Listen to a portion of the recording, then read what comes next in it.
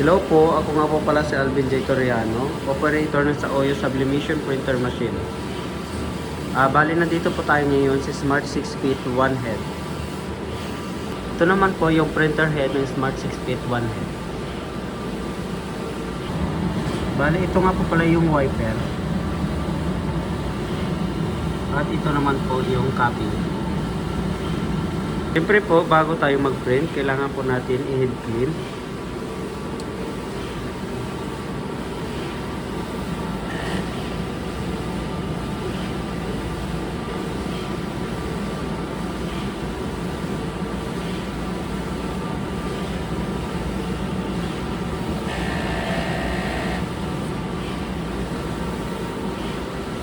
Bali, after po ng cleaning, kailangan po natin punasan yung wiper niya.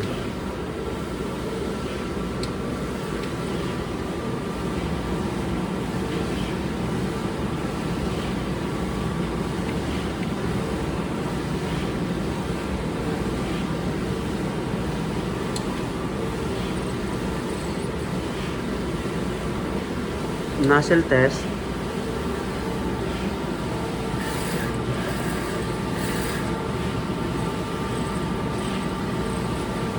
Kailangan po buo yung nozzle bago tayo mag-print. Ito nga po pala yung ink tank. Yung ink level na po, nasa tama lang.